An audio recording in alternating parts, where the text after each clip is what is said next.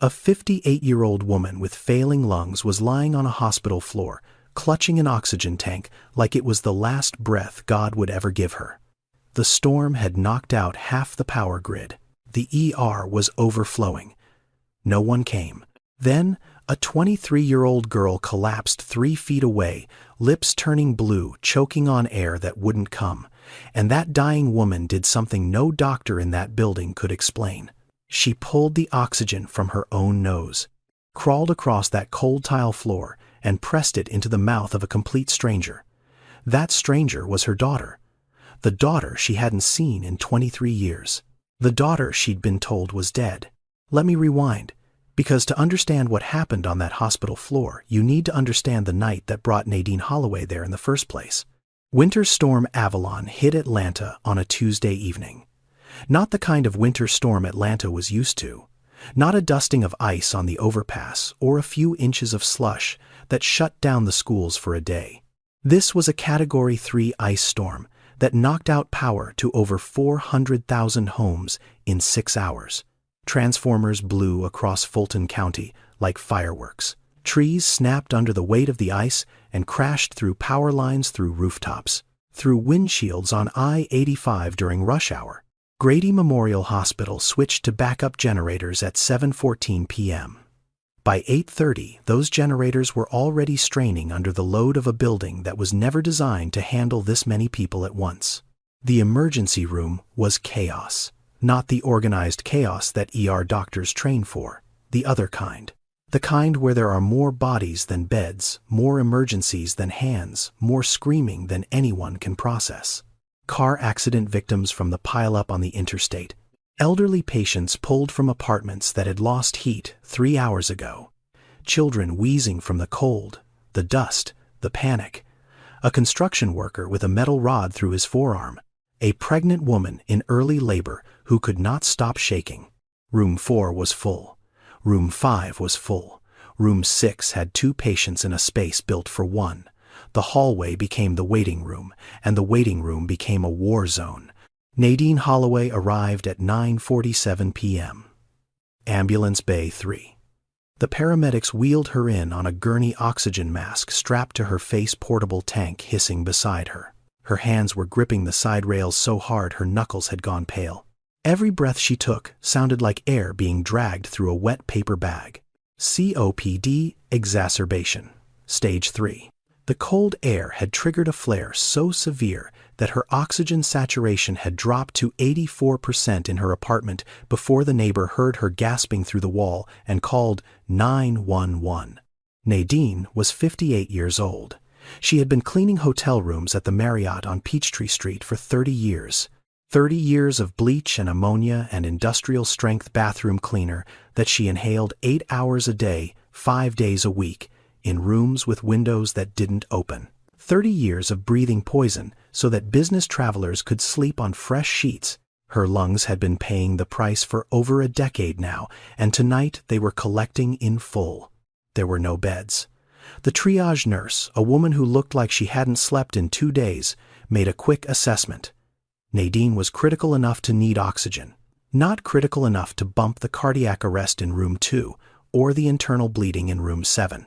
She was parked on her gurney in the hallway, hooked to the portable tank, told someone would check on her soon. Soon. That word meant nothing in an ER running on fumes and prayer. Nadine lay there, alone in a hallway full of people, listening to the hum of machines, the moans of strangers, the overhead pages that never stopped. The fluorescent lights above her buzzed and flickered as the generators fought to keep up. She reached into the pocket of her jacket. It was a reflex now, something she did whenever the world got too heavy. Her fingers found the wallet. Inside the wallet, tucked behind her bus pass and her Marriott employee badge, was a photograph. Small, creased, corners softened from 23 years of being touched, held, cried over, kissed goodnight. A baby, eyes closed, tiny fist pressed against her cheek. A hospital bracelet on a wrist, so small it barely seemed real. Nadine held that photo against her chest and closed her eyes. But Nadine was not just fighting to breathe that night. She was about to come face to face with the one person she had spent 23 years searching for. in the last place she would ever expect. 23 years earlier, Nadine Holloway was not a woman with failing lungs and an empty apartment. She was 35 years old, terrified, exhausted, and holding the most beautiful thing she had ever seen. Kiana Monique Holloway, 6 pounds 11 ounces, born at 2:17 in the morning at Grady Memorial, the same hospital, the same building, a different lifetime. Nadine had done it alone, not by choice. Darnell, the baby's father, had disappeared 4 months into the pregnancy, just gone one morning. No note, no call, no forwarding address. Nadine had come home from her shift at the hotel, found his side of the closet empty, and understood. She sat on the edge of the bed for a long time. Then she got up and went to her second job because the rent was due on Friday. She worked 2 jobs right up until the contractions started. Housekeeping at the Marriott during the day, waitressing at a diner called Sweetwater's on Bankhead Highway at night. She lived in a subsidized apartment in the Herndon Homes complex. 1 bedroom, crib wedged between the dresser and the wall. Second-hand everything but clean, always clean. The birth was hard. 14 hours of labor. No epidural because the anesthesiologist was handling an emergency C-section, and Nadine's Medicaid paperwork had a coding error that took 4 hours to sort out. She delivered Kiana, gripping the bed rail with one hand and biting down on a rolled-up washcloth with the other. But when they placed that baby on her chest, Nadine felt something break open inside her. Not pain, the opposite of pain. A love so fierce, so immediate, so total that it reorganized every cell in her body around one single truth. This child was hers, and she would do anything. Anything to keep her safe. For 7 weeks, she did. She figured out how to nurse and change diapers and soothe a colicky baby on 3 hours of sleep.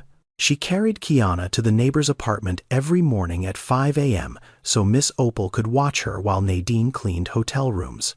She picked her up every afternoon, fed her, bathed her, sang to her. The song was always the same. A melody Nadine's grandmother had hummed in their kitchen in Greenville, Mississippi. No real words.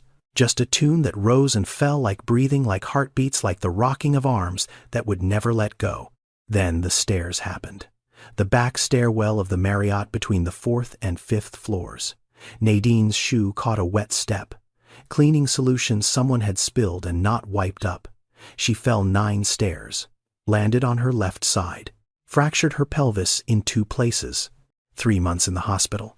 3 months of not being able to walk, not being able to hold her baby, not being able to work. No short-term disability, because housekeepers at the Marriott were classified as independent contractors that year. A paperwork trick that saved the hotel money and cost Nadine everything. Her mother came. Odessa Holloway drove up from Greenville in a borrowed car, walked into that hospital room and did not say, "I am sorry this happened to you." She said, "I told you this would happen." No husband, no savings, no plan, and now look. Odessa took Kiana back to her apartment. Nadine was grateful. She had no choice but to be grateful. But something about the way her mother said, "I will handle things," made Nadine's stomach tighten. Because Odessa had never approved of Nadine having a baby alone, had never believed her daughter was capable of raising a child. And Odessa was the kind of woman who believed that being right was more important than being kind. 3 weeks later, Nadine got a phone call from a caseworker at the Division of Family and Children's Services. There had been a report, concerns about the child's welfare, unstable housing, incapacitated mother. No secondary caregiver with a permanent address. Nadine screamed into the phone. She screamed until the nurses came. She screamed because she knew who had made that call. By the time Nadine was discharged, Kiana was in foster care, temporary placement they called it, except nothing in that system is ever temporary the way they promise. Nadine had one last visit, a supervised visit in a room at the DFCS office on Pryor Street that smelled like old carpet and instant coffee. 45 minutes. A caseworker watching from the corner. Nadine held Kiana so close that the baby's heartbeat pressed against her own. She sang the song, the grandmother song, and she unclasped a thin silver chain from around her neck, a necklace with a tiny crescent moon pendant. It had belonged to Nadine's grandmother, the woman who raised her when Odessa could not be bothered. the only person who had ever loved Nadine without conditions. Nadine fastened the chain around Kiana's wrist, wrapping it twice so it would not slip off. The baby's fingers curled around the little moon and held on. "Blood don't forget, baby," Nadine whispered. The words her grandmother had told her 100 times. No matter how far they take you, the blood remembers the way home. Then the caseworker said time was up, and they took her daughter out of her arms. And Nadine Holloway sat in that room alone and did not move for over an hour, because if she moved, it meant the world was still turning, and she did not want to live in a world that could spin without her child in it. What followed was 23 years of looking, 23 years of trying to get back what was taken, and 23 years of a system that had already made up its mind. Nadine started fighting the moment she could walk again. She called legal aid, got a court-appointed advocate, filed motions to regain custody, attended every hearing, every review, every parenting class the state required. She took the bus because she could not afford a car, showed up early every time, sat in plastic chairs in government offices, and waited for hours just to be told to come back next week. But the system moved Kiana faster than Nadine could follow.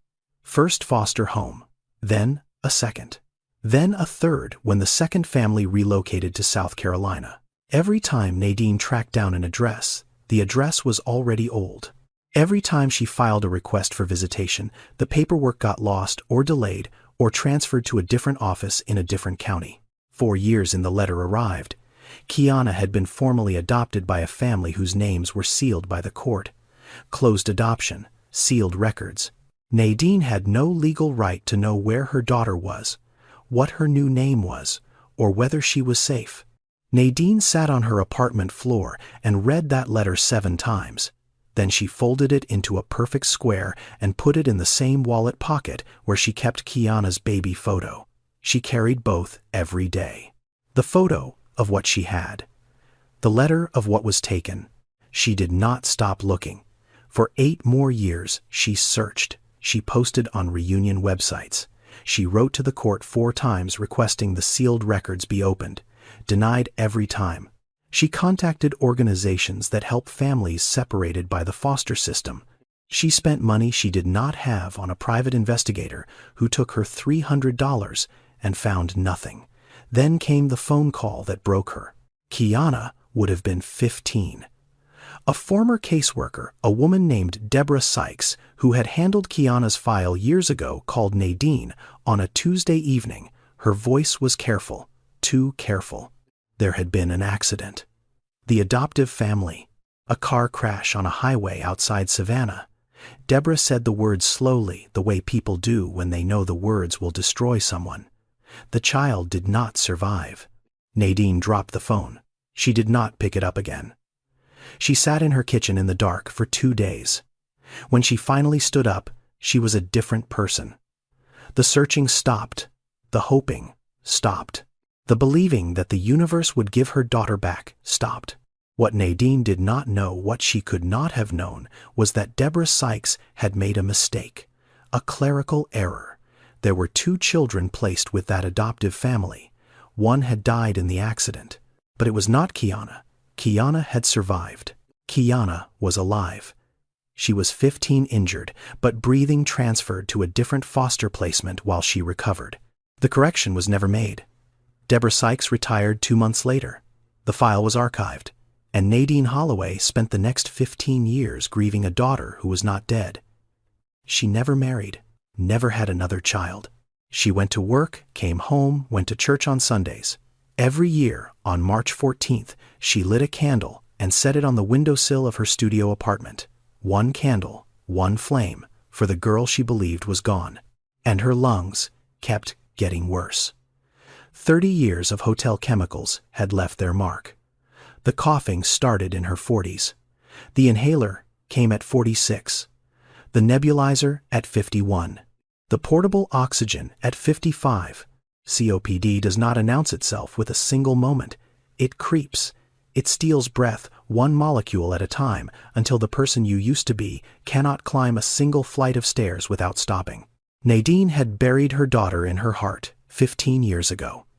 She did not know that in a few hours, that daughter would be lying on a hospital floor, 3 feet away from her, gasping for air. Nadine's story was not unique.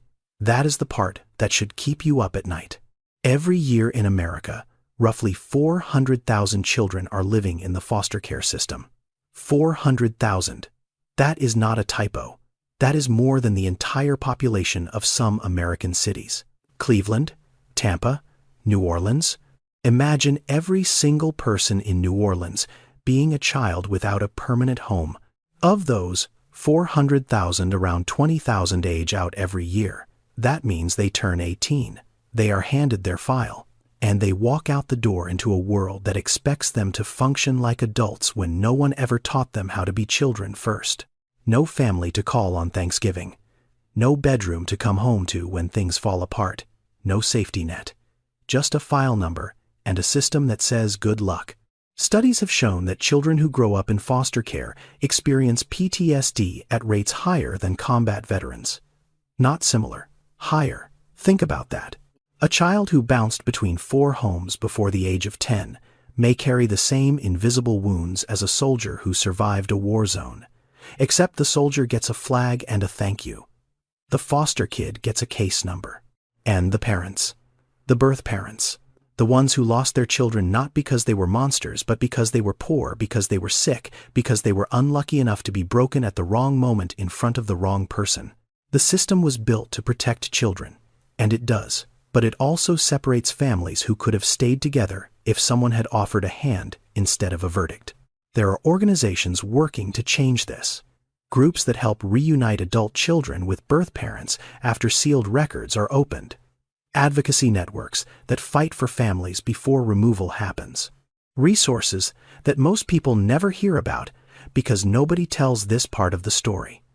We will leave some of those in the description below. Because if you or someone you love is living this, you deserve to know that doors exist even when the system pretends they do not. Kiana was one of those 400,000 children, one of those numbers in a government database. One of those kids who aged out and walked into the world with a garbage bag full of clothes and a crescent moon necklace she had never taken off. And her journey through the system would shape every decision she made for the rest of her life. But what happens to a child who grows up believing her own mother chose to abandon her? What kind of person does that anger create? Kiana Price did not know her real last name until she was 11 years old. She found it on a document. A crumpled photocopy stuffed in the bottom of a filing cabinet in Gloria Price's home office. Kiana had been looking for tape to fix a school project. What she found instead was a folder with her name on it. Her real name, Kiana Monique Holloway. And underneath that name, a single line that would define the next 12 years of her life. Mother voluntarily relinquished parental rights. Voluntarily. That word burned itself into Kiana's brain like a brand. She read it over and over, sitting cross-legged on the floor of that office until the letters stopped looking like letters and started looking like proof. Proof that the woman who gave birth to her had made a choice, and the choice was no. Now, here is something most people do not understand about the foster care system. The phrase voluntarily relinquished does not always mean what it sounds like. In many cases, parents sign termination papers under pressure, under threat, under the weight of a system that tells them signing is their only option, that fighting will make things worse, that the best thing they can do for their child is to let go. The legal language does not capture the screaming. It does not capture the broken pelvis or the mother-in-law who made the call.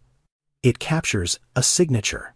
And a signature in the eyes of an 11-year-old girl reading her own file for the first time looks a whole lot like abandonment.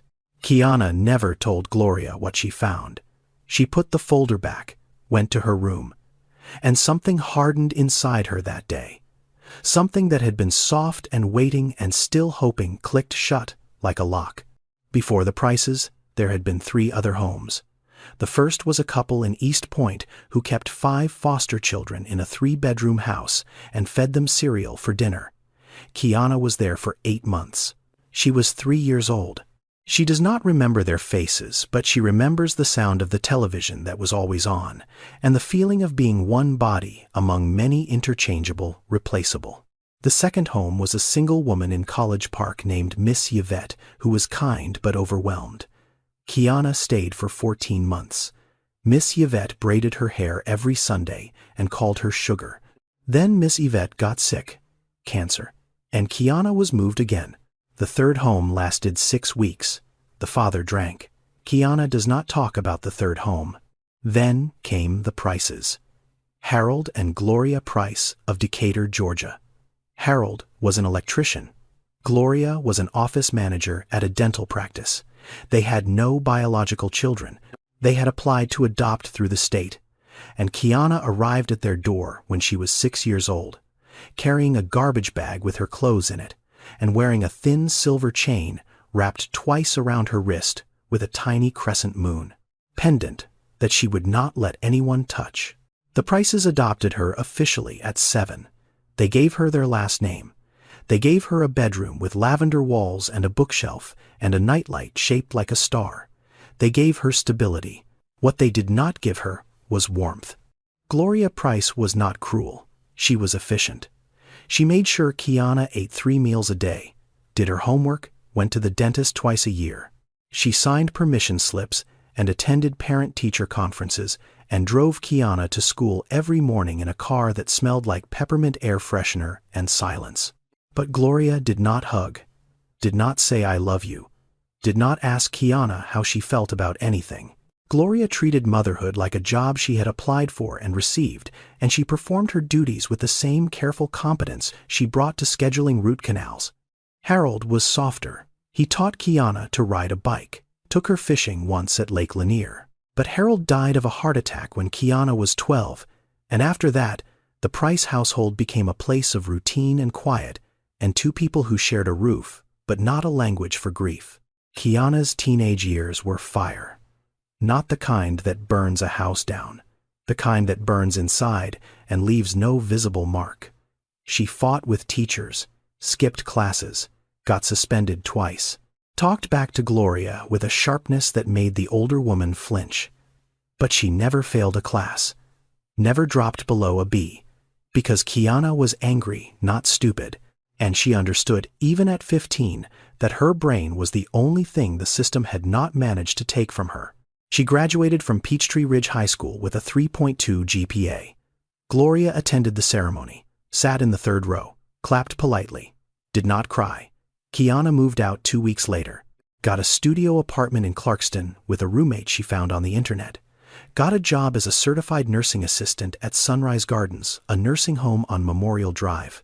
She was 18 years old, and for the first time in her life, everything she had was something she had earned herself. The CNA work was hard.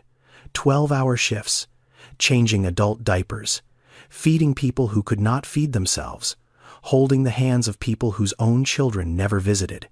Kiana was good at it, not because she loved it, but because somewhere inside the girl who had been moved from home to home, like a piece of furniture that nobody wanted to keep, there was a fierce, stubborn need to matter to someone.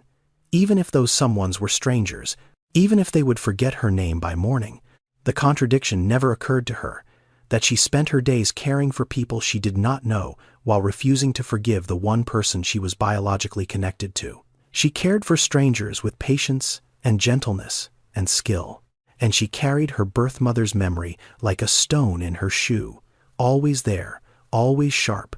The necklace stayed on. 23 years, and she never took it off, not in the shower, not during shifts, not when a boyfriend once told her it looked cheap and she should get something nicer. She almost hit him. She did leave him. She did not know why she kept it. She told herself it was just jewelry, just silver and a shape. But at night, when the apartment was dark and the world was quiet, her fingers would find that little crescent moon and hold it the way a child holds a blanket. Not because it made her feel safe, but because it was the only proof she had that she had once been held. One more thing about Kiana. She had asthma, had it since childhood. The kind that most days was manageable with an inhaler and common sense. Avoid cold air, avoid dust, avoid stress. Keep the rescue inhaler close. But Kiana did not have good insurance. The nursing home offered a plan, but the deductible was $700. And after rent and utilities and groceries, $700 might as well have been $7,000. Her prescription had run out 2 days ago. She had been meaning to refill it. She kept pushing it to next week. Next paycheck. Next time. Tonight, there would be no next time. Kiana had spent 23 years being angry at a woman she had never met.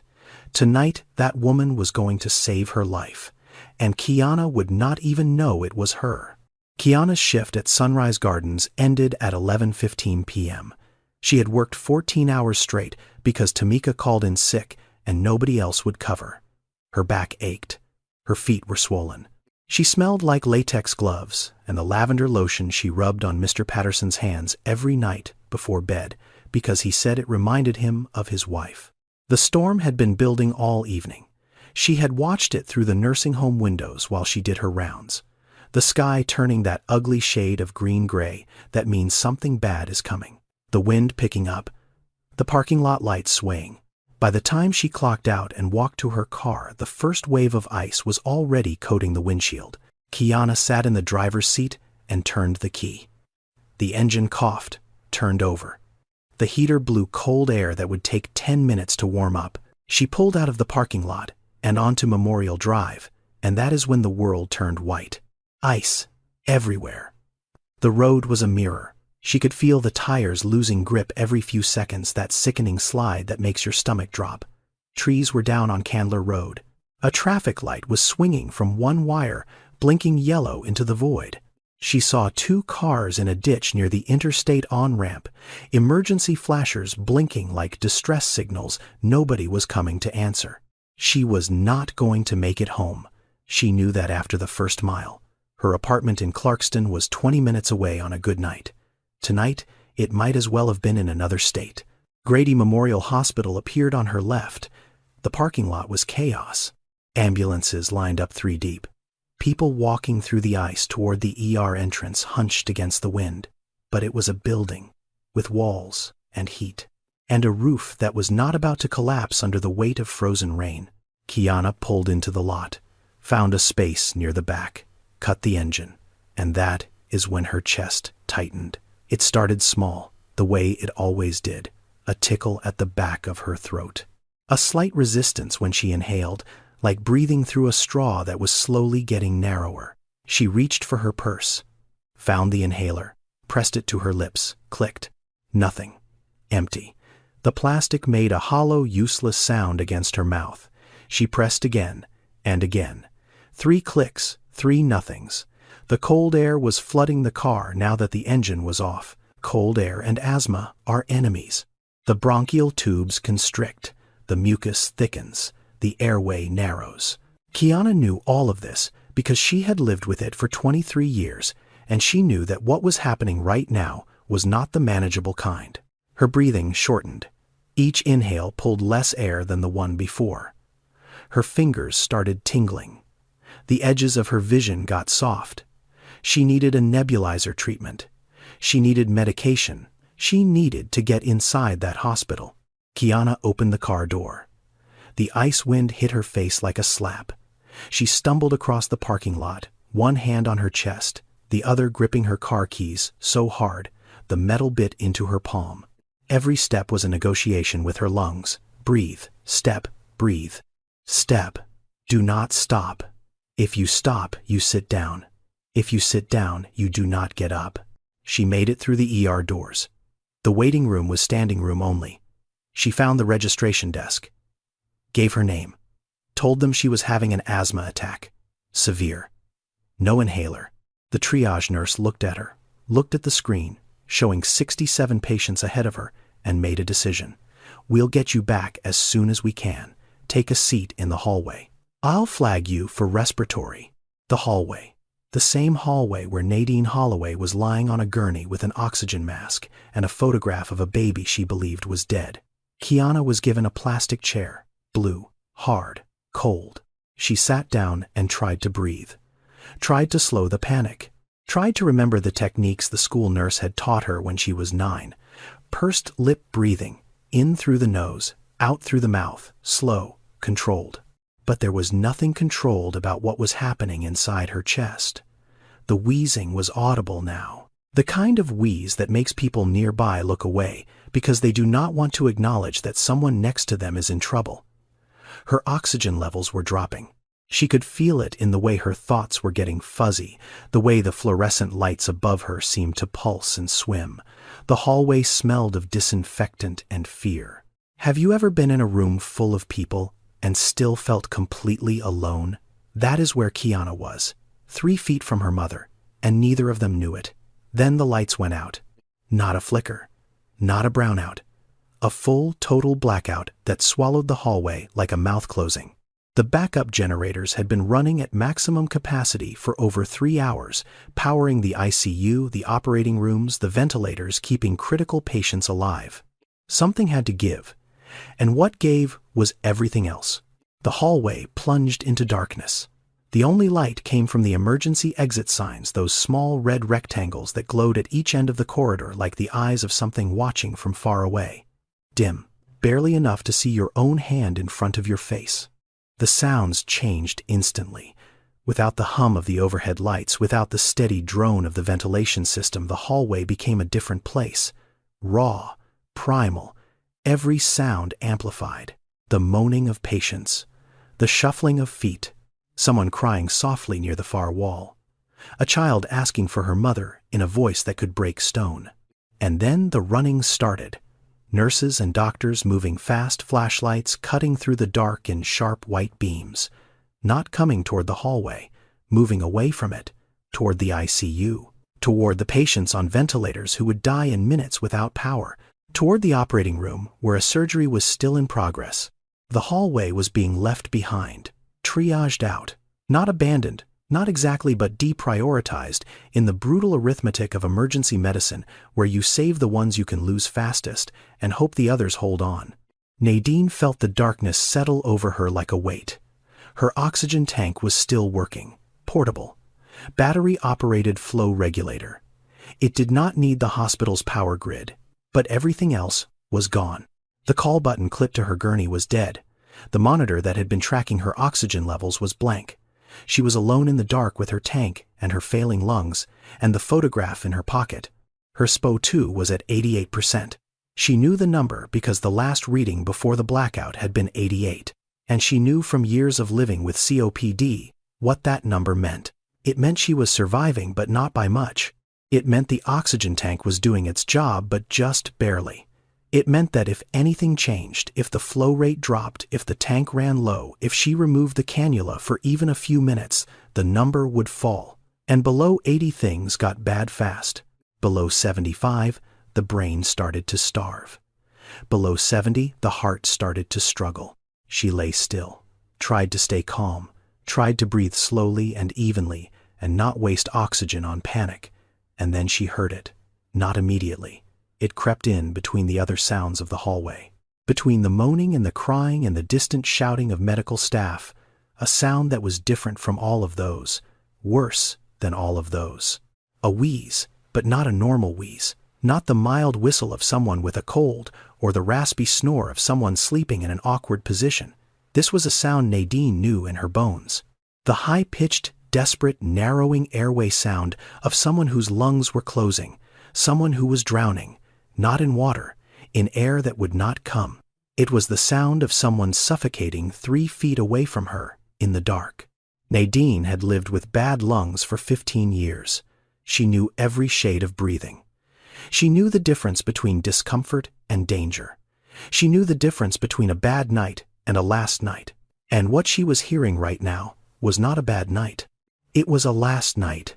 She turned her head toward the sound. Saw nothing. The darkness was absolute except for that faint red glow from the exit sign 20 feet away. But she could hear the person clearly now. The wheezing was getting tighter, faster, more frantic. The gaps between breaths were getting shorter, which meant the breaths themselves were getting shallower. The person was panicking, which was making it worse, which was causing more panic. A spiral, a death spiral. And there was nobody coming. The nurses were in the ICU. The doctors were in surgery. The hallway had been forgotten. Nadine looked down at the oxygen cannula in her nose. The clear plastic tubing that ran from her nostrils to the portable tank beside her gurney. Her lifeline. Her breath. The only thing standing between her and the same kind of suffocation she was hearing from the person in the dark. She thought about her life. 58 years. 30 of them cleaning hotel rooms. 23 of them grieving a daughter she believed was dead. The last 15 with lungs that worked a little less every year, stealing her future one breath at a time. She thought about what she had left. An empty apartment, a bus pass, a photograph of a baby, a candle she lit once a year for a ghost. And she thought very clearly with the kind of calm that only comes when you have already accepted the worst possible outcome. If I am going to suffocate tonight, at least let it mean something. What Nadine did not know was that the person choking in the dark 3 feet away from her was carrying a crescent moon necklace. The same necklace Nadine had clasped around a baby's wrist 23 years ago. Nadine reached up and pulled the oxygen cannula from her nose. The effect was immediate, like stepping from a warm house into a blizzard, except the blizzard was inside her chest. The air in the hallway was thin and cold, and her damaged lungs grabbed at it like hands trying to hold water. Each breath brought less than the one before. The familiar tightness wrapped around her ribs. The familiar pressure built behind her sternum. She had 5 minutes, maybe 7. That was what her body had taught her over 15 years of living at the edge of enough air. 5 minutes before her oxygen saturation would drop below 80. 7 minutes before things got truly dangerous. After that, her thinking would get foggy. Her fingers would tingle. Her heart would start to race, trying to compensate for what the lungs could not provide. 5 to 7 minutes. That was all she had to give. She swung her legs off the gurney. Or tried to. Her body had been lying down for hours, weak from the COPD flare, weak from the medications, weak from 58 years of a life that had never once been easy. Her legs shook. Her arms trembled. Standing was not going to happen, so she did not stand. She slid off the gurney onto the floor. The tile was ice cold. She could feel it through her hospital gown, through her thin socks, seeping into her knees, and her palms, like the building itself, was trying to pull the warmth out of her. She grabbed the oxygen tank, portable, small enough to carry, heavy enough to make every inch of progress feel like a mile. She tucked it against her body and started to crawl. 3 feet. That was all. 3 feet of cold tile floor and a dark hallway in a hospital in the middle of a storm. 3 feet between a woman who was giving up her air and a stranger who needed it to survive. It should have taken seconds. It took Nadine almost 2 minutes, because every movement cost breath she did not have, because her arms were shaking and her knees were sliding on the smooth floor, and the tank kept catching on things she could not see. She followed the sound. That terrible, beautiful, desperate sound, because as long as the person was still wheezing, they were still breathing. The moment the wheezing stopped would be the moment Nadine was too late. Her hand found a shoe, then an ankle, then a leg folded awkwardly against a plastic chair. She moved her hand upward, found a shoulder. The person was slumped sideways in the chair, upper body sliding toward the floor. The skin under Nadine's palm was cold and slick with sweat. She could feel the trembling, the small, involuntary shudders of a body running out of oxygen. "I got you, baby," Nadine said into the darkness. Her voice was barely a whisper. She did not have the breath for more. "Breathe. I got you." She fumbled with the cannula, found the prongs by touch, reached up toward where she estimated the person's face would be. Her fingers found a chin, a mouth open and gasping, a nose. She guided the cannula in, positioned the prongs, turned the flow regulator on the tank to 2 liters per minute, the maximum she could give without the tubing connections coming loose. Then she found the person's hand, small, young. The fingers were cold and curled and stiff, with the kind of tension that comes from fighting to breathe for too long. Nadine wrapped both of her own hands around that hand and held on. "Just breathe," she said. "In and out. Slow. I am right here. I am not going anywhere." The wheezing began to change. Not immediately, not dramatically, but the gasps got slightly longer. The gaps between breaths stretched from 1 second to 2. The desperate, frantic quality softened by 1 degree. Then another. The oxygen was reaching the lungs. The lungs were opening. The spiral was slowing. Nadine held the hand tighter. She could feel the young woman's pulse in her fingers, fast but steady, getting steadier. And Nadine's own body was paying the price. Without the oxygen, her SPO, too, was falling. 85. 83. She could feel the edges of her vision going gray, which was strange because there was nothing to see in the dark. But the grayness was inside her now, a fog rolling in behind her eyes. Her grandmother's voice came to her then. Not a memory, exactly. More like a presence. The voice of a woman who had been dead for 30 years, but who had never, not for one day, stopped speaking inside Nadine's heart. Blood don't forget, baby. Nadine did not know why those words surfaced now. She did not know that the hand she was holding belonged to a girl she had once held in a government office on Pryor Street. She did not know that the fingers wrapped around hers had once wrapped around a crescent moon pendant in the same desperate, instinctive grip.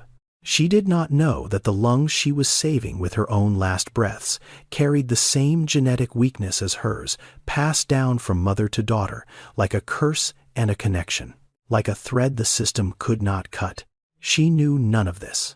She only knew that someone was dying in the dark and she could help, and that staying silent, staying still, keeping her oxygen to herself while a stranger suffocated 3 feet away would be a kind of harm she was not willing to carry into whatever came next. So she held on. She whispered words of comfort she could barely hear herself say. She pressed the young woman's hand between both of hers and squeezed gently, rhythmically, like a heartbeat, like a lullaby without sound, like the oldest, most primal communication between two human beings. I am here. You are not alone. Hold on. Nadine's SPO2 dropped below 80. Her fingers started to tingle. Her thoughts began to scatter like leaves in the wind. She could feel her grip loosening, not because she wanted to let go, because her body was beginning to shut down the non-essential systems, rerouting whatever oxygen remained to the brain, and the heart sacrificing the extremities. She was dying, and she was at peace with it. The lights came back like a gasp. Not all at once. First, the emergency strips along the baseboards flickered. Then, the overhead fluorescents buzzed and stuttered, and finally held, flooding the hallway with that harsh blue-white hospital light that makes everything look worse than it is. Nurse Shanice Carter had been running. She had been running for the past 47 minutes, ever since the secondary generator kicked on, and the charge nurse sent her to sweep the hallways, the waiting areas, every corner of the building that had been left in the dark, while the medical team fought to keep the ICU patients alive. She turned the corner into hallway C and stopped. The scene did not make sense at first. A gurney, empty sheets hanging off the side, an oxygen tank on the floor, and two women. One older face down on the tile, arms stretched forward, fingers still laced around the hand of a younger woman, slumped sideways in a plastic chair. A clear oxygen cannula ran from the portable tank into the younger woman's nose. The older woman had nothing. No oxygen, no mask, no lifeline. I need a team in hallway C. Now Shanice was already on her knees, fingers pressed against the older woman's neck. Pulse, weak but there. She flipped Nadine onto her back. The woman's lips were gray. Not blue yet, but gray. The color that comes right before blue. The color that means you have minutes, not hours. The pulse oximeter clipped to Nadine's finger read 79%. 79. Shanice had been an ER nurse for 11 years. She knew what 79 meant.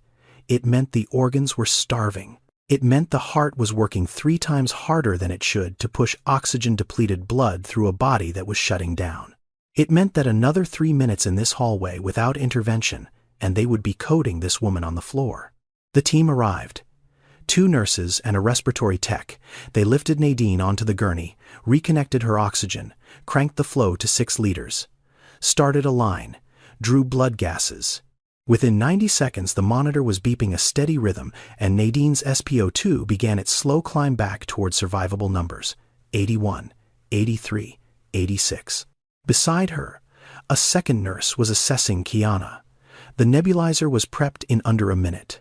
Albuterol mist hissing through the mask as Kiana breathed it in with the desperate gratitude of someone who had been drowning and just found the surface. Dr. Trevin Osei arrived 4 minutes later. He was a tall man, early 40s, with the kind of calm that only comes from years of seeing the worst and learning to move through it without flinching. He checked Nadine's chart, checked the oxygen levels, looked at the cannula running from Nadine's portable tank to Kiana's nose, looked at the empty space where Nadine's own oxygen connection should have been, and understood. He pulled Shanice aside. His voice was low, but Kiana, whose hearing was clearing now that she could breathe, caught every word. This woman took off her own oxygen to give it to a stranger. Her SPO2 dropped to 79.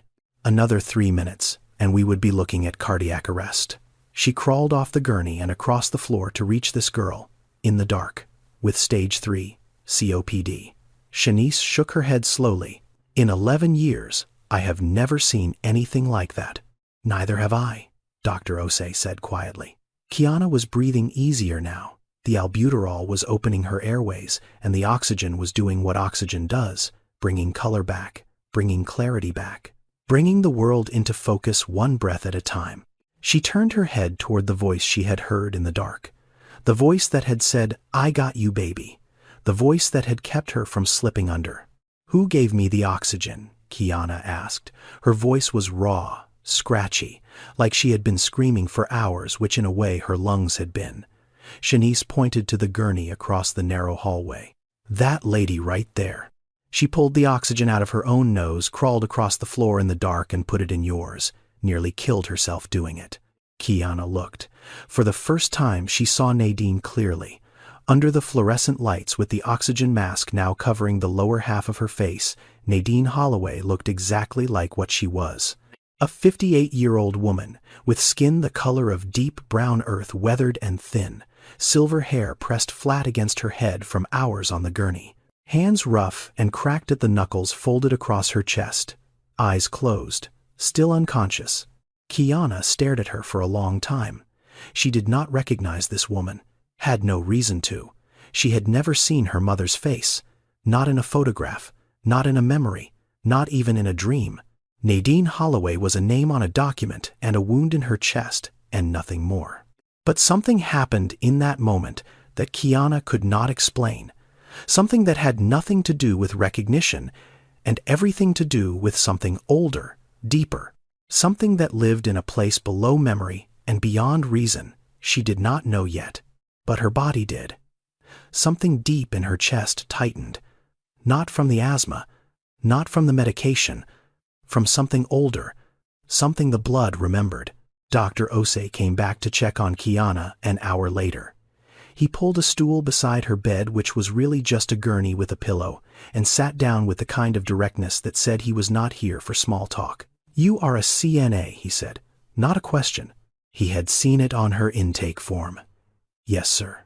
Sunrise Gardens. Over on Memorial." "Then you understand what I am about to tell you better than most people would." He glanced at Nadine's gurney. "That woman has stage 3 COPD. Her lungs are functioning at roughly 40% capacity, maybe less after tonight." Kiana nodded slowly. She had seen COPD at the nursing home. She had watched it take residents from walking to wheelchair, to oxygen tank, to hospice. She knew the progression. She knew the timeline. "Do you know how she got it?" Kiana asked. "Her chart says she has been a hotel housekeeper for 30 years. Cleaning chemicals, bleach, ammonia, industrial disinfectants, 8 hours a day in enclosed rooms with poor ventilation." Dr. Osei paused. "COPD is the third leading cause of death in this country. Most people think it is just a smoker's disease. It is not. People who work in housekeeping, janitorial services, construction factory floors, they breathe in toxins every day that their employers never warn them about. And by the time they get symptoms, the damage is already permanent." Kiana was quiet. She looked at Nadine's hands again. The cracked knuckles, the calluses, the nails cut short and practical, the skin dry and rough, from chemicals that eat away at the surface a little bit each day. She looked at her own hands. The same roughness, the same short nails, the the same dryness from the latex gloves and the sanitizer and the industrial soap at Sunrise Gardens. 2 different women, 2 different decades, the same hands. "She's a caretaker," Kiana said softly. "Not to Dr. Osei, more to herself. She spent her whole life cleaning up after other people, and her lungs are the ones that paid for it." Dr. Osei nodded. "That is, unfortunately, common. The people who keep our hotels clean, who sanitize our hospitals, who scrub the buildings we work in, they are the ones most likely to develop chronic lung disease. And they are the least likely to have the insurance to catch it early." Kiana felt something settle in her chest. Not pain, recognition. The recognition that comes when you see a reflection of yourself in someone you do not know. 2 women who spent their lives caring for strangers. 2 women with lungs that struggled. 2 women with rough hands and small paychecks and the kind of stubborn pride that keeps you working when your body begs you to stop. She did not understand the feeling yet, but she would. Because in the next 20 minutes, she was going to discover that the woman who nearly died to save her was not a stranger at all. Morning came slowly to Grady Memorial. The storm had passed sometime around 4 a.m., leaving behind a city glazed in ice and a hospital that looked like a refugee camp. Patients were still in hallways. Staff were running on coffee and adrenaline and the grim determination that comes from surviving a night that could have been much worse. Nadine woke at 7:12 a.m. She knew the time because the clock on the wall across from her gurney was the first thing her eyes focused on.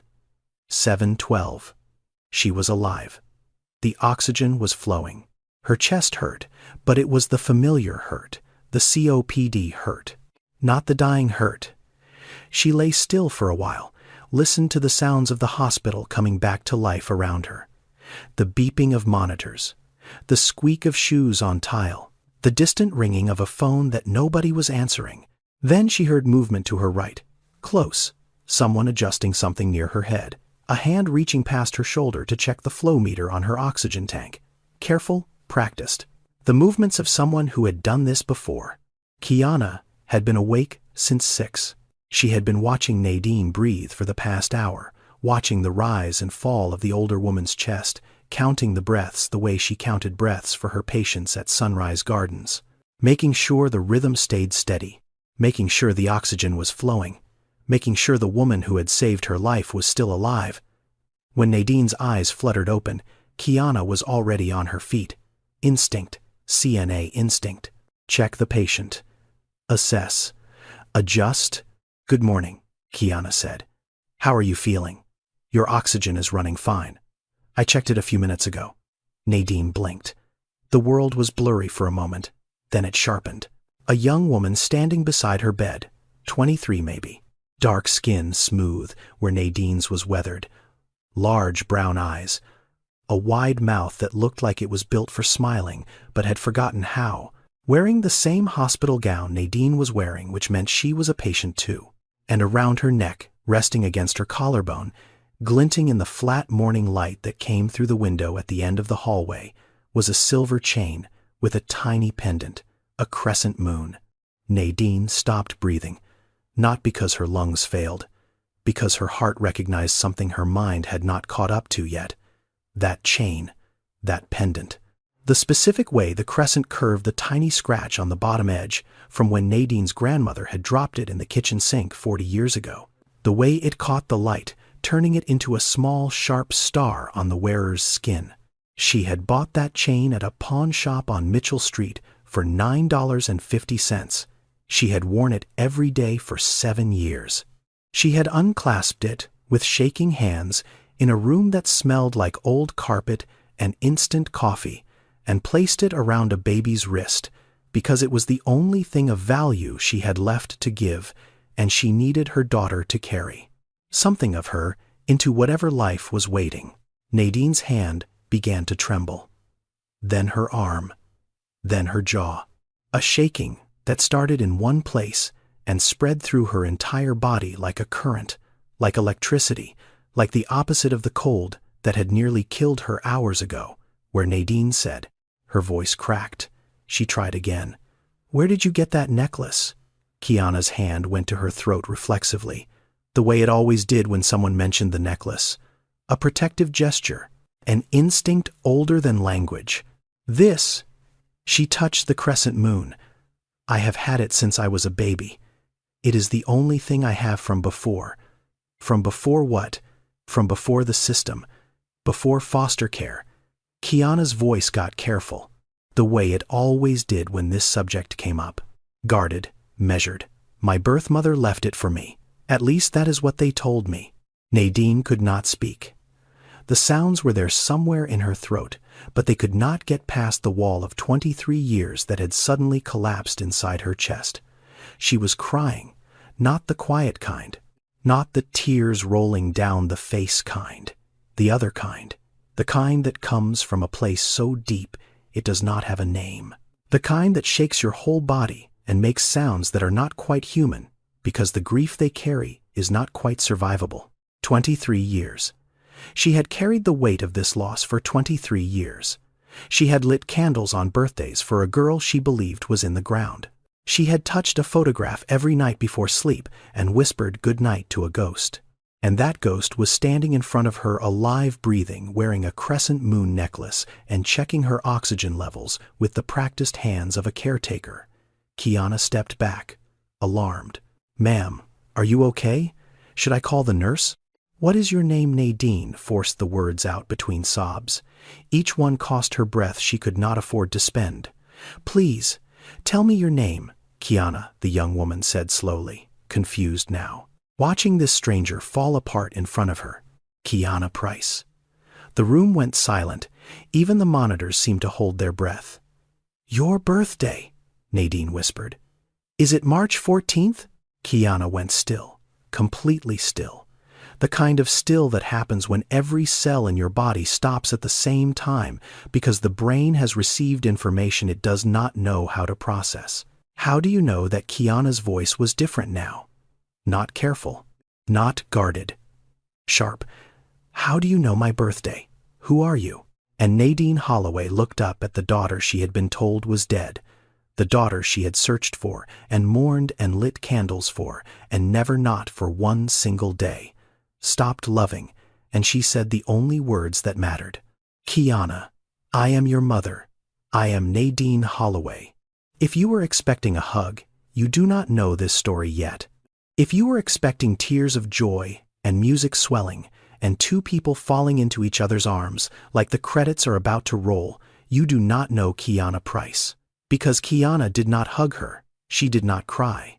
She did not whisper mama and collapse into the embrace she had been missing for 23 years. She stepped back, one step, then another. Her face moving through emotions so fast they blurred together. Surprise, confusion, disbelief, recognition, and then rising up from underneath all of it, like lava breaking through stone. The thing that had been living in Kiana's chest since she was 11 years old, and read the words voluntarily relinquished on a crumpled piece of paper in Gloria Price's filing cabinet. Rage. "No," Kiana said. Her voice was flat, hard, a door slamming shut. "No, you are not. Kiana, please listen to me. I need to explain what happened. They took you from me. I did not give you up. I fought for you. I never stopped." "You never stopped." Kiana's voice climbed. Not shouting yet, but climbing toward it. "You never stopped looking. I was in the system for 16 years. 4 homes, 4 different families. Where were you when I was 6 years old and the first family sent me back like I was a pair of shoes that did not fit Kiana? Where were you when I was 8 and nobody showed up for my school play? Not one person in that audience was there for me. Not one. I tried. I filed motions. I went to court. Where were you when I was 12 and the foster father in the 3rd home?" Kiana stopped. The sentence broke off like a bone snapping. She did not finish it. She did not have to. The silence where the rest of that sentence should have been was louder than anything she could have said. Nadine's face crumbled. "Kiana, what happened in that home? What did he?" "Do not," Kiana said. And now she was shaking. Not with sadness, with the kind of fury that comes from holding something toxic inside you for so long that it has become part of your chemistry. "Do not ask me that. You do not get to ask me that. Mothers ask that." Mothers who are there ask that. You were not there. I know, Nadine said. I know I was not there. I know. The file said you gave me up. Voluntarily. That is the word they used. Voluntarily. Like it was your choice. Like you looked at me and decided no thank you. That is not what happened. Then what happened? Kiana was shouting now. The hallway could hear her. Nurse Shanice appeared in the doorway. Dr. Osei was behind her, and he put a hand on Shanice's arm. Wait. Let them talk. Some wounds need air before they can heal. I was hurt, Nadine said. I broke my pelvis. I was in the hospital for 3 months. My mother, your grandmother, she called CPS. She told them I could not care for you. By the time I got out, you were gone. They sealed the records. I could not find you. I tried for 12 years, and then someone told me. Her voice broke. Someone told me you were dead. Dead. Something flickered across Kiana's face. Quick. Gone before she could catch it. A caseworker called me. She said the adoptive family had been in an accident. She said, you did not survive. I believed her. For 15 years I believed her. I thought you were gone. Nadine's hand reached toward Kiana. I lit a candle for you every year, every birthday. March 14th. I never forgot. Kiana stared at that outstretched hand. She did not take it. She could not. 23 years of anger do not dissolve because someone says the right words in a hospital hallway. Grief that old has roots. It does not come out with one pull. You want to be my mother now, Kiana said. Quieter now, but the quiet was worse than the shouting. When I am 23 and I do not need one anymore. Where were you when I needed you?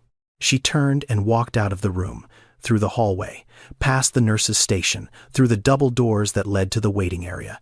She did not look back. Nadine lay in her bed, alone. The oxygen hissed steadily through the cannula. The monitor beeped. The morning light came through the window and fell across empty sheets where her daughter had been standing 30 seconds ago. The woman who had given her oxygen to save a stranger's life had just been told by that stranger that her love came 23 years too late. Kiana walked out, but she did not get far, because something she found in her jacket pocket was about to change everything she thought she knew about the mother who abandoned her. Kiana made it as far as the waiting area before her legs gave out. She dropped into a plastic chair near the vending machines, the kind of chair that exists in every hospital in America. Hard, orange, designed for waiting, not for comfort. She sat there with her hands in her lap and stared at the floor and tried to make sense of a world that had just cracked open under her feet. Her hands were shaking. She shoved them into the pockets of her jacket, the jacket she had been wearing when she stumbled into the ER last night, the jacket they had draped over the back of her chair before the lights went out. Her right hand found something. Small, flat, folded, tucked into the inside pocket where she usually kept her bus pass. Except this was not her bus pass. She did not remember putting anything there. She did not remember anyone putting anything there. She pulled it out. A photograph, small, maybe 3 inches by 4, creased so many times that the paper had gone soft at the folds, almost like fabric. The edges were worn round. The colors had faded the way colors do when something has been held too many times by hands that could not let it go. A baby, newborn, eyes squeezed shut, one tiny fist pressed against a cheek. A hospital bracelet on a wrist, so small it looked like it belonged to a doll. Kiana turned the photograph over. On the back, written in blue ink that had faded to gray in handwriting that was careful and shaky at the same time, the kind of handwriting that comes from someone who is trying very hard not to cry while they write, were 3 lines. Kiana Monique Holloway. March 14, 2003. My whole heart. Kiana read those 3 lines. Then she read them again. Then she pressed the photograph against her mouth and made a sound she had never made before. Not a scream, not a cry. Something between the two. The sound of 23 years of certainty collapsing in a single moment. My whole heart. This woman, this stranger, this 58-year-old housekeeper with ruined lungs who had crawled across a hospital floor in the dark to give her oxygen to someone she did not know. She had been carrying this photograph in her wallet for 23 years. You do not carry a photograph of someone you gave up voluntarily. You do not write my whole heart on the back of a picture of someone you chose to abandon. You do not keep something for 23 years unless letting go of it would mean letting go of the last piece of yourself that still matters. Miss Price. Kiana looked up. Dr. Osei was standing in front of her. He had a folder in his hand and the expression of a man who had been doing some digging and did not like what he found. "May I sit down?" She nodded. He sat in the orange chair beside her. "I made some calls this morning," he said. "After what happened in that room, I wanted to understand the full picture. I contacted the hospital where Miss Holloway has been receiving treatment for her COPD, Southside Medical on Boulevard." Kiana said nothing. She was still holding the photograph. In 20 years of medical records at that facility, Miss Holloway has listed the same emergency contact every single time. Every ER visit, every pulmonology appointment, every admission. He paused. Kiana Holloway. No phone number, no address, just the name. Kiana closed her eyes. "I also pulled court records. Miss Holloway filed petitions to unseal her daughter's adoption records 7 times over a 12-year period. Every petition was denied. 7 times she went to a courthouse, filled out the paperwork, paid the filing fee on a housekeeper's salary, and asked the state of Georgia to tell her where her child was. And 7 times the state said no. The file said she gave me up," Kiana whispered, voluntarily. Dr. Osei leaned forward. "Miss Price, I need you to hear something. The language in CPS termination documents often does not reflect what actually happened. The phrase, voluntarily relinquished parental rights, can mean a parent signed under duress. It can mean a parent was told that signing was their only option to avoid criminal charges for neglect. And in many cases, the so-called neglect was simply being poor, being hurt, being alone, being unable to afford a lawyer who could fight the system on their behalf. He let that settle. It does not mean she did not want you." Kiana opened her eyes. She looked at the photograph one more time. The baby, the bracelet, the handwriting on the back. Then she stood up.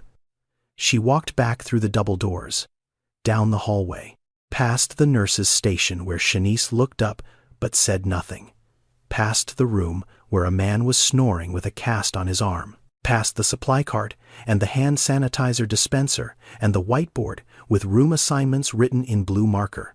She stopped in the doorway of the room where Nadine Holloway lay sleeping. The oxygen was flowing. The monitor was beeping its steady rhythm. Nadine's hands were folded across her chest, and her right hand was gripping an empty wallet. The wallet pocket that had held the photograph for 23 years was open and flat and empty, and Nadine's fingers were pressed against it like she was trying to feel the ghost of what had been there. Kiana stood in that doorway and looked at her mother. Not the mother from the file. Not the mother from the word voluntarily. Not the monster she had built in her mind at 11 years old and fed with anger for 12 years after. This mother, this real one, thin and gray-haired and broken-lunged, and still even in sleep, holding on to the empty space where her daughter's photograph used to be. Kiana had walked into that hospital as a stranger. She was standing here now as a daughter. She pulled the chair to the side of the bed. She sat down. She placed the photograph on the small table between them face up so it would be the first thing Nadine saw when she opened her eyes. Then she waited. It took 11 minutes. Nadine's eyes opened slowly the way they do when the body has been through trauma and the brain is not sure whether waking up is safe. She blinked, focused, saw the ceiling, saw the oxygen tubing, saw the chair, saw Kiana, saw the photograph. Nadine's hand flew to the table. Her fingers found the picture, found the soft worn edges, found the proof that this was real and not a dream, and not the morphine, and not the last fantasy of a dying woman on a hospital floor. She looked at Kiana. She did not speak. She was afraid that speaking would break whatever fragile thing was happening in this room. Kiana spoke first. "Tell me everything, from the beginning. Do not leave anything out." And Nadine told her, slowly, between coughs that shook her whole body and breaths that came harder than they should. She told her about the Marriott and the 2 jobs, and the apartment in Herndon Homes, with the crib wedged between the dresser and the wall. She told her about Darnell leaving, about the stairwell, about the fall, about 3 months in a hospital bed wondering if her baby was okay. She told her about Odessa, about the phone call from DFCS, about the screaming, about the hearings and the paperwork and the legal aid lawyer who tried his best but was handling 43 cases at once. She told her about the last visit, the room on Pryor Street, the 45 minutes, the song she sang, the necklace she placed on a baby's wrist, the way the caseworker said time is up and the world ended. She told her about the searching, the websites, the letters to the court, the 7 petitions, the private investigator who took $300 and found nothing. And then she told her about Deborah Sykes, the phone call, the accident, the words the child did not survive, and the 15 years of candles on a windowsill for a daughter she believed was in the ground. Kiana listened to all of it. She did not interrupt, not once. Her tears ran down her face, and she did not wipe them. She let them fall onto her hospital gown, onto her hands, onto the chair. She let them fall because some tears are not meant to be wiped away. Some tears need to be witnessed. When Nadine finished, the room was silent, the kind of silence that has weight to it, the kind that presses on your chest and makes you aware of every heartbeat, every breath, every second that passes between 2 people who have been apart for 23 years and are trying to figure out how to be in the same room. Kiana spoke. "I am not going to tell you it is okay." Nadine nodded. She expected that, because it is not okay. None of this is okay. What happened to you is not okay. What happened to me is not okay. The system that did this to us is not okay. Nadine kept nodding. Her hand was trembling on the bed. Kiana paused, took a breath. The next words came out slower, heavier, like stones she had been carrying for a very long time and was finally setting down, not because they were forgiven, but because she could not hold them anymore. "But it is not your fault. And I have spent 23 years blaming the wrong person." Nadine made a sound. A small broken sound. The sound of a wall coming down. "I am not ready to forgive anyone yet," Kiana said. "Not you, not the system, not your mother. Not any of it. I do not know if I will ever be ready for that." She stopped, looked at Nadine's hand on the bed, the rough, cracked knuckles, the short nails, the skin that told the story of 30 years of bleach and ammonia and work that nobody sees. Kiana reached over and placed her hand on top of her mother's. "But I am willing to stay." Nadine's fingers closed around her daughter's hand, tight.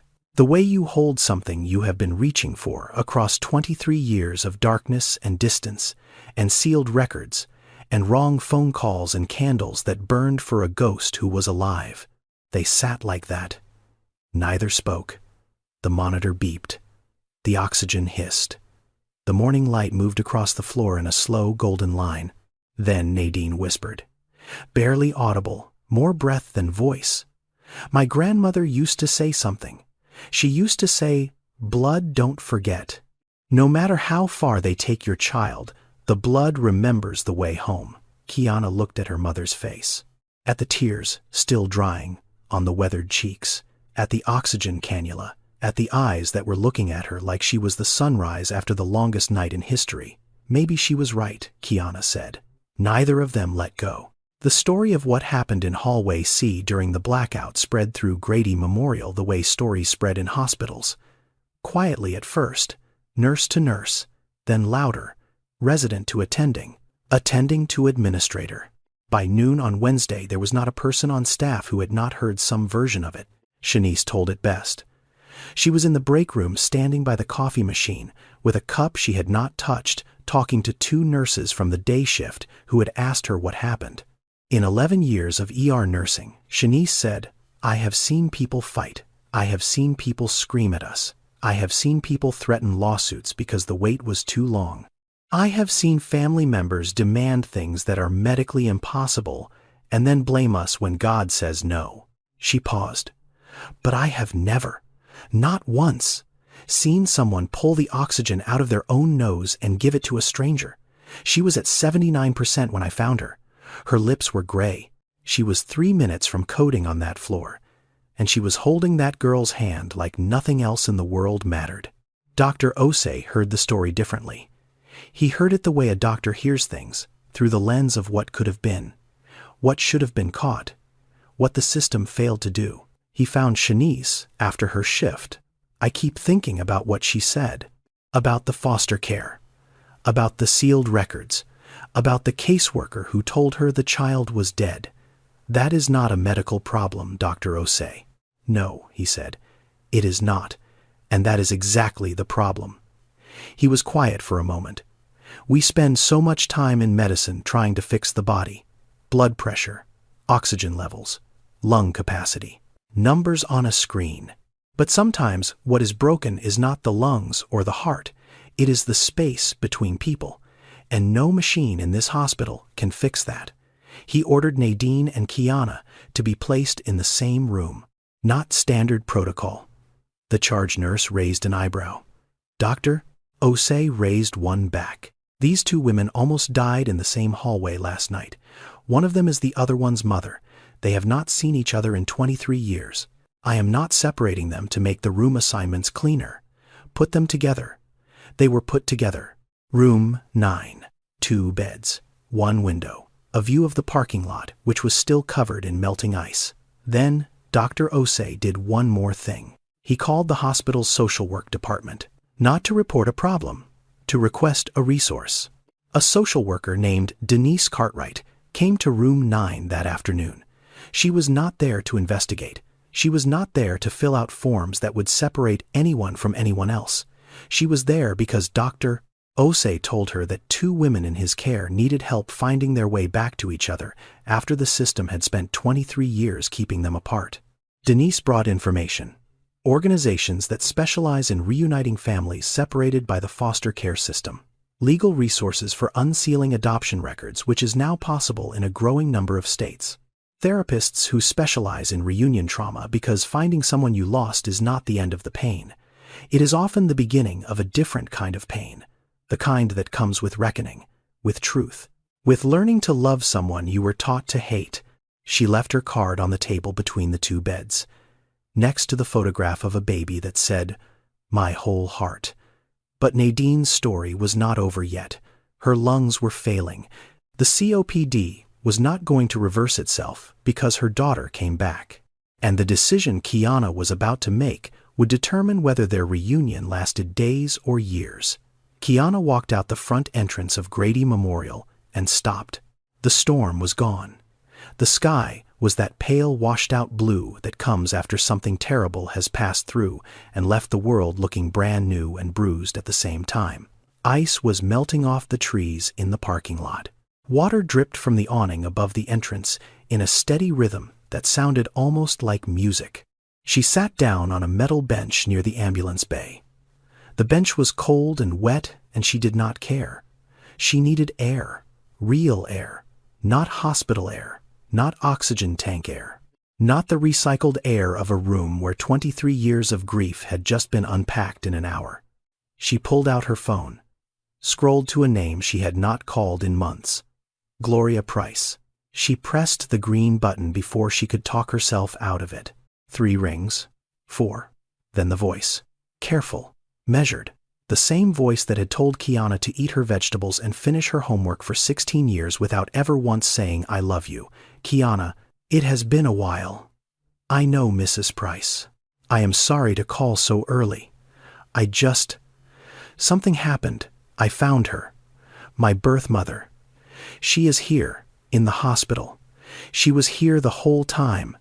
Silence on the line. A long silence. The kind Gloria Price was good at. The kind that said more than words. Well, Gloria said finally. That is something. She did not give me up. She was hurt, and her own mother called CPS, and they took me. She spent years trying to find me. Someone told her I was dead. Another silence. Shorter this time. If you want to go back to her, that is your choice. I raised you. I did my part. Kiana closed her eyes. 16 years in that woman's house, 16 years of clean clothes and hot meals and a bed with lavender walls. 16 years of duty, without affection of responsibility, without warmth of a roof over her head and a hole in her chest. "I know, Mrs. Price. Thank you." She hung up. She noticed she had never called Gloria Mom. Not in 16 years. Not once. And Gloria had never asked her to. Kiana looked down at the crescent moon necklace in her hand. She had taken it off to hold it, to really look at it.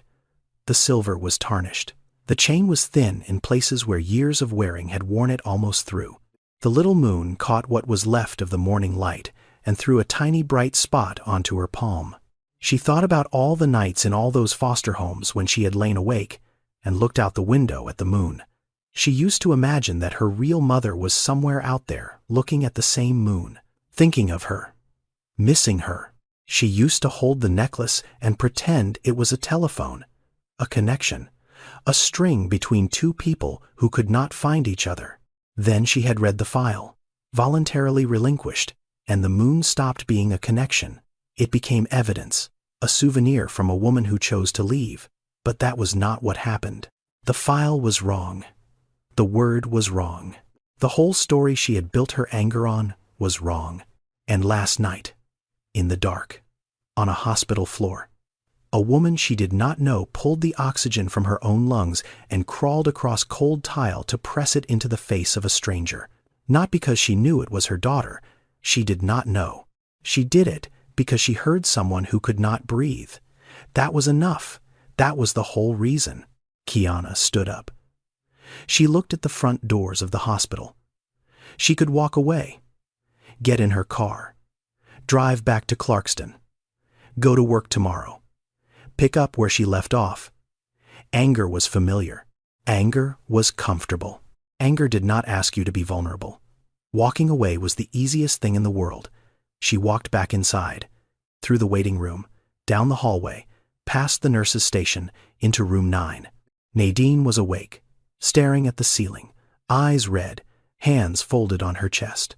The look of a woman who had watched her daughter walk out and did not know if she would ever see her again. Kiana stood in the doorway.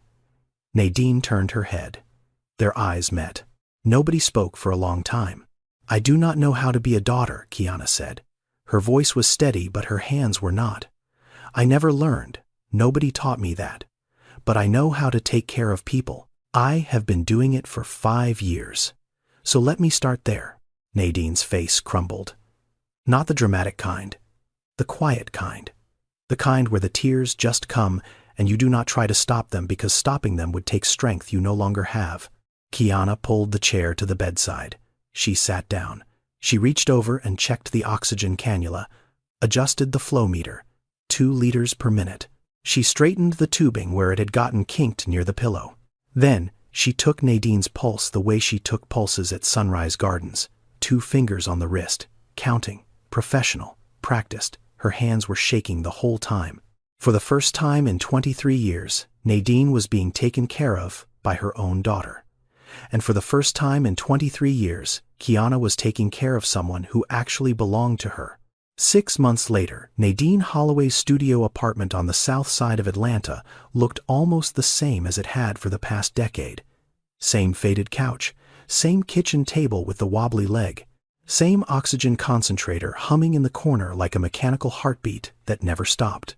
But there was one thing that had not been there before. A pair of white sneakers by the front door.